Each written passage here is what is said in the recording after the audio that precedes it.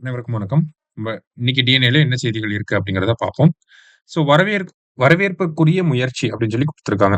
என்ன அடிப்படையில அப்படின்னு பார்த்தீங்கன்னா, நமக்கு வனம் சார்ந்து இருக்கக்கூடிய நடவடிக்கைகள சார்ந்து இந்த ஒரு தலைப்பு குடுத்துருக்காங்க. சரிங்களா? இந்தியாவ பொறுத்தவரைக்கும் அதிக அளவுல வனப்பரப்புகள கொண்ட ஒரு மாநிலம் யாரு அப்படின்னு பார்த்தீங்கன்னா, நமக்கு மத்திய பிரதேசம் தான். அதே மாரி இந்தியாவுல அதிக அளவுல வன ஆக்கிரமிப்பு இருக்கக்கூடிய மாநிலமாகவும் மத்திய பிரதேசம் தான் இருக்கு. எங்க அதிகமா இருக்கோ, அங்க தான் ஆக்கிரமிப்பும் அதிகமா பண்ணுவாங்க இல்லையா? இப்ப 5400 சதுர கிலோமீட்டர் கிட்ட வனப்பகுதி ஆக்கிரமிப்பு செய்யப்பட்டிருக்கு நம்மளுடைய மத்திய பிரதேஷ்ல. தமிழகத்த பொறுத்தவரைக்கும் பார்த்தீங்கன்னா, 157 சதுர கிலோமீட்டர் பரப்பளவுல இந்த வனப்பகுதி ஆக்கிரமிப்பு அப்படிங்கிறது இருக்கு. சரிங்களா?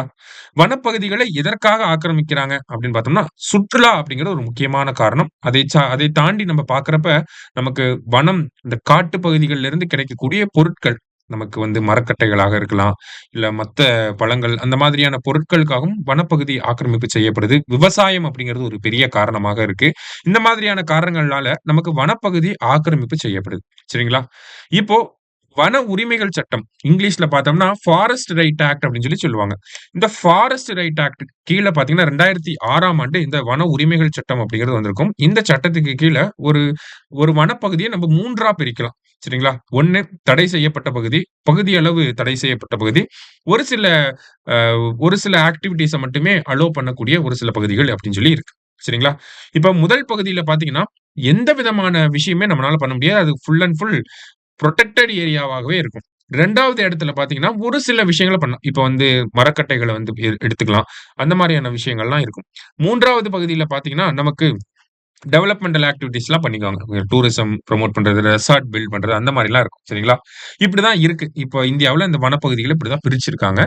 இதுல பார்த்தீங்க அப்படின்னா, அடர்ந்த காடுகளுக்குள்ள போய் மரங்கள வெட்டிட்டு வர்றது, சந்தனக்கட்ட மரங்கள வெட்டுறது, அடர்ந்த காடுகள்ல இருக்கக்கூடிய மிருகங்கள தாக்குறது, அந்த யானை தந்தங்கள எடுக்கிறது, இந்த மாதிரியான பணிகள் நெறைய பேர் இந்த மாரியான சட்டவிரோதமான செயல்கள நெறைய பேர் பண்ணிட்டு தான் இருக்காங்க.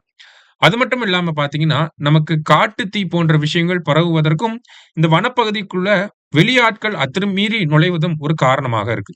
சரிங்களா? இப்ப இந்த மாரியான விஷயங்கள்லாம் தடுக்கணும். வனப்பகுதிகள காப்பாத்தணும். வனப்பகுதிகள நம்ம கன்சர்வேஷன் பண்ணணும். அப்படிங்கிறதுக்காக நெறைய நடவடிக்கைகள ஒவ்வொரு மாநிலத்தோட வனத்துறைகளும் பண்ணிட்டு தான் இருக்காங்க. அதுல புதுமையான ஒரு முயற்சியா மத்திய பிரதேசம் எடுத்திருக்காங்க. ஏன்னா, அங்க தான் வன ஆக்கிரமிப்பு அப்படிங்கிறது அதிகமா இருக்கு. அவங்க என்ன பண்ணியிருக்காங்க அப்படின்னா, சமீபத்திய தொழில்நுட்பங்கள இந்த வன பாதுகாப்புக்குள்ள கொண்டு வந்திருக்காங்க. எப்படி அப்படின்னு பார்த்தீங்கன்னா, செயற்கை நுண்ணறிவு அப்படிங்கிற அந்த ஒரு விஷயத்தை ஆர்ட்டிபிஷியல் இன்டெலிஜென்ஸ ஃபாரஸ்ட் கன்சர்வேஷன்க்குள்ள கொண்டு வந்திருக்காங்க. அதன்படி பார்க்கிறப்ப, வனத்தோட செயற்கைக்கோள் படங்கள், அதே மாதிரி முக்கியமான வல்னரபிளா இருக்கக்கூடிய பாதிக்கப்படக்கூடிய, அ எளிதில் மனிதர்களால பாதிக்கப்படக்கூடிய பகுதிகள்லாம் இருக்கும் இல்லையா? அந்த இடங்கள் அந்த பகுதிகளோட படங்கள், செயற்கைக்கோள் படங்கள் எல்லாத்தையுமே ஒரு டேட்டாவா ஸ்டோர் பண்ணி, அதுக்கு ஆப்லாம் கிரியேட் பண்ணியிருக்காங்க. சோ தட் என்ன பண்றாங்க அப்படின்னு பார்த்தீங்கன்னா, 2 நாளைக்கு முன்னாடி அந்த பர்ட்டிகுலர் வல்னரபிள் சைட் எப்படி இருந்திருக்கு, 2 நாள் கழிச்சு எப்படி இருந்திருக்கு அப்படிங்கிற ஒரு கம்பேரிட்டிவ் அனாலிசிஸ் அப்படிங்கிறத அவங்கனால பண்ண முடியுது. சரிங்களா? இதனால என்ன பண்ண நம்ம ஏஐ டெக்னாலஜிய இதோட இன்டகிரேட் பண்றப்ப என்ன ஆகுதுன்னா, அந்த 2 நாளைக்கு முன்னாடி இருக்கக்கூடிய படத்துக்கும், இப்ப இருக்கக்கூடிய படத்துக்கும் என்ன வித்தியாசம் இருக்கு அப்படிங்கிறத கண்டுபிடிக்குது. அத பேஸ் பண்ணி வனத்துறையினர் அந்த இடத்துல தேவையான நடவடிக்கைகளை எடுக்க ஆரம்பிக்கிறாங்க. சரிங்களா? சோ இந்த மாதிரியான அ தொழில்நுட்பங்கள இந்தியாவுல இருக்கக்கூடிய அனைத்து மாநிலங்களும் உள்ளடக்கணும் அப்படிங்கிறது தான் இந்த ஆர்டிக்கிள்ல நமக்கு சொல்லியிருக்காங்க. சரியா? அடுத்ததா பார்த்தீங்க அப்படின்னா, அனைத்து தேர்தல் சேவைகள் தகவல்களை உள்ளடக்கிய இசிஐ நெட் அப்படிங்கிற செயலி. ஓகேங்களா? இசிஐ நெட் அப்படிங்கிற இந்த செயலிய பொறுத்தவரைக்கும் பார்த்தீங்கன்னா, இசிஐ எலக்ஷன் கமிஷன் ஆஃப் இந்தியாவோட ஒரு அப்ளிகேஷன் இது. சரிங்களா? சோ அவங்க தான் இந்த செயலிய அறிமுகப்படுத்த போறாங்க. ஏன் அப்படின்னு பார்த்தீங்கன்னா, எலக்ஷன் கமிஷன் ஆஃப் இந்தியாவுக்கு கீழ கிட்டத்தட்ட 40க்கும் மேற்பட்ட செயலிகளும், அ வலைதளங்களும் இருக்கு. ஓகேங்களா? ஆப்ஸ் அண்ட் போர்ட்டல்ஸ் 40 பிளஸ்க்கு மேல இருக்கு. சரிங்களா? இதுல இருக்கக்கூடிய எல்லா சர்விஸஸயுமே இன்டகிரேட் பண்ணி ஒரே செயலியில குடுக்கணும் அப்படிங்கிறதுக்காக, இந்த ஒரு இசிஐ நெட் அப்படிங்கிற இந்த ஒரு செயலிய இந்தியாவோட தேர்தல் ஆணையம் கொண்டு வரப் போறாங்க. சரியா? அடுத்ததா பார்த்தீங்கன்னா, மரபணு திருத்தப்பட்ட நெல் ரகங்கள் அறிமுகம். நம்ப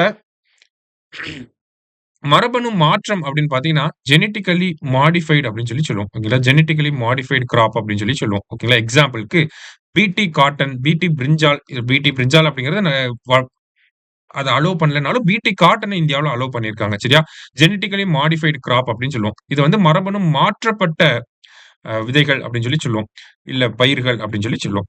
மரபணு திருத்தப்பட்ட நெல் ரகங்கள் அப்படின்னு பார்க்கிறப்ப, ஜெனடிக்கலி எடிட்டட் அப்படின்னு சொல்லுவாங்க. ஓகேங்களா? அல்லது ஜீன் எடிட்டட், ஜீனோம் எடிட்டட் அப்படின்னு சொல்லுவாங்க. மரபணு திருத்தப்பட்ட நெல் ரகங்கள்.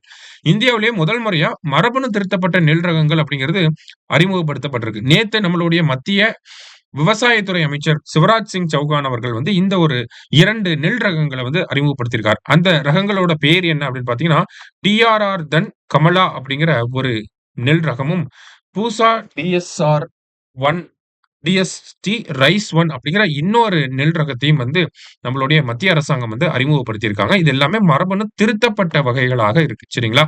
சோ இதற்கும் ஆல்ரெடி நமக்கு ஏற்கனவே நடைமுறையில இருக்கக்கூடிய, ஆல்ரெடி புழக்கத்துல இருக்கக்கூடிய நெல் ரகங்களுக்கும் என்ன வித்தியாசம் இருக்கு அப்படின்னு பார்த்தீங்கன்னா, நமக்கு இந்த புதிய நெல் ரகங்கள பயன்படுத்துறது மூலியமா 30% கூடுதலான விளைச்சல் அப்படிங்கிறது நமக்கு தரும். ஓகேங்களா? அதே மாரி தண்ணீர் பற்றாக்குறை அப்படிங்கிறது இந்த ஒரு புதிய நெல் ரகங்கள் வந்து இந்த தண்ணீர வந்து கம்மியா தான் செலவு பண்ணிக்கும் அப்படிங்கிறத சொல்லியிருக்காங்க. கூடுதல் விளைச்சல் அப்படிங்கிறது அதிகமா தரும். ஓகேங்களா? அப்ப தண்ணிய கம்மியா யூஸ் பண்ணுது. விளைச்சல் அப்படிங்கிறது அதிகமா வருது. நெல் சாகுபடி செய்யக்கூடிய முக்கியமான மாநிலங்களா இருக்கக்கூடிய ஆந்திரம், தெலுங்கானா, தமிழ்நாடு, கேரளம், கர்நாடகம், புதுச்சேரி, மேற்கு வங்கம் போன்ற மாநிலங்கள்ல இருக்கக்கூடிய விவசாயிகள் இந்த ஒரு விஷயத்த பயன்படுத்திக்கலாம் அப்படிங்கிறத இந்த ஒரு நெல் ரகங்கள பயன்படுத்திக்கலாம். சாகுபடியும் அதிகமாகும், விளைச்சல் அதிகமா இருக்கும், தண்ணீர் தேவை கம்மியா இருக்கு. இந்த மாரியான காரணங்களால இத பயன்படுத்தணும் அப்படிங்கிறத சொல்லியிருக்காங்க. இதனுடைய எந்த நெல் ரகத்துல இருந்து இந்த புதிய நெல் ரகங்கள் வந்திருக்கு அப்படின்னு பார்த்தீங்கன்னா, சம்பா மசூரி அப்படிங்கிற இந்த நெல் ரகமும், எம்2யு 1010 அப்படிங்கிற இந்த நெல் ரகத்துல இருந்து தான் நமக்கு கமலா அப்படிங்கிறது சம்பா மசூரியில இருந்து வந்திருக்கு. அந்த பூசா அப்படிங்கிறது வந்து பார்த்தீங்கன்னா, எம்2யு அப்படிங்கிற இந்த நெல் ரகத்துல இருந்து வந்திருக்கு. இது எல்லாமே Indian council of agricultural research தான் வந்து நமக்கு டிசைன் பண்ணியிருக்காங்க. சரிங்களா? அவங்க உருவாக்குன நெல் ரகங்களா தான் இருக்கு. இது எல்லாமே மரபணு திருத்தப்பட்ட நெல் ரகங்களா இருக்கு. சரிங்களா? நல்லா பார்த்து வச்சுக்கோங்க. இன்னைக்கு டிஎன்ஏல இருந்து முக்கியமான செய்திகள பார்த்திருக்கோம். நன்றி.